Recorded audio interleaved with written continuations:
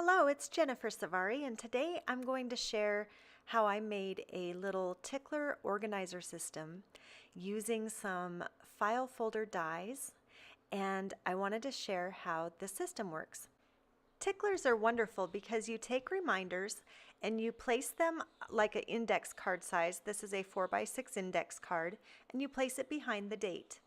When the date comes every day, you check what's in store for the day with your reminders. You can either take the reminder or you can set it back a few days very easily. And then when you're done with the day, you simply grab that date and it becomes a perpetual calendar and it goes behind July 1st. So as you're going through your month, you're building your next month. I used a plain craft cardstock with just ivory designs to keep it simple, as I'm going to be using these throughout the summer months. Then I'll switch to a different theme. But this is a summery theme. The file folders have little pockets on the inside to hold concert tickets or anything that I need to hang on to. And I will show how I made these file folders. But first I wanted to show you just the designs that I used, and it's really not about the dies. It was just so much fun doing just very simple random designs on the front.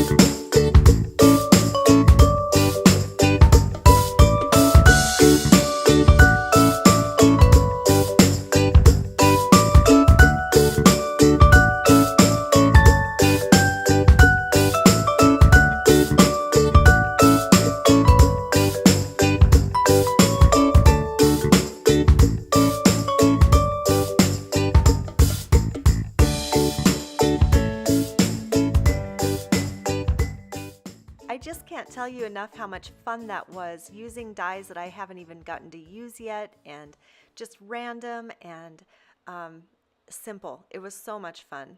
Great way to use dies.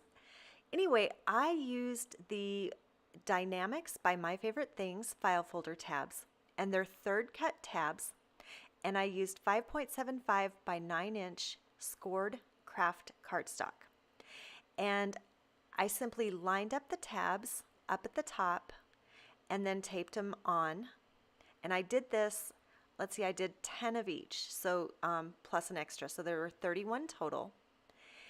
And the way I did it after I lined it up was I folded the cardstock over on top of the die, ran it through the die cutter, and what that did was it gave me a guide for the second cut.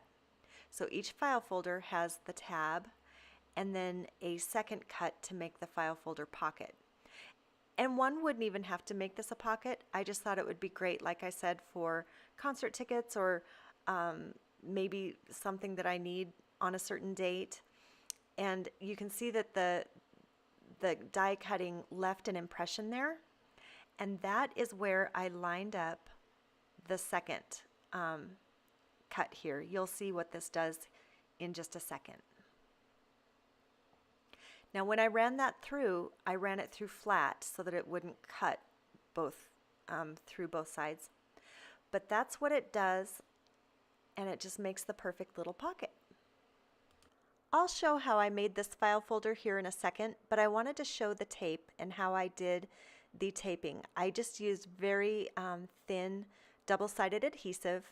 It's very strong, easy to work with, and I just ran a little strip of it along each side there and then just stuck the edges down, and that will make a great file folder pocket. Just a couple of tips that I learned along the way. Wait till the design is done before gluing the pocket closed. And the second tip here is for intricate dies on the front. I've noticed that things go through the Big Shot better if they're long ways, especially intricate dies, but it was too wide to fit on the Big Shot that way. So I had to fold it over. And so I folded it over onto a shim so that the back wouldn't emboss quite as badly. Because when you have a multiple layer there, even if it's not cutting, it will still leave an impression. So the shim not only helped with the intricate die, but it also helped with the impression on the back of that file folder. These do go together very quickly, but because there are 31 of them, I just really wanted to make something that would last several months. So until the fall, I have my summer theme, and the 3 colors are what I used as a base for each of them: ivory, craft, and baby blue. And I'm sure this is obvious to everybody else, but I learned the hard way. Wink of Stella goes on first before I glue anything on. Especially with tiny little frames, it just makes a mess if I try to put that on after I glue it. So I did it prior to, and then it just looked nice and sharp. Now with the frame, I just used a frame die, actually the pinpoint rectangle frames, and I glued 3 sides on and cut 1 side off. And then I just shortened it to where I needed it to be, and then added that long piece over top again. And that helped make that frame, and it just, gave it more of a finished look, especially with these 3 smaller frames that I put in.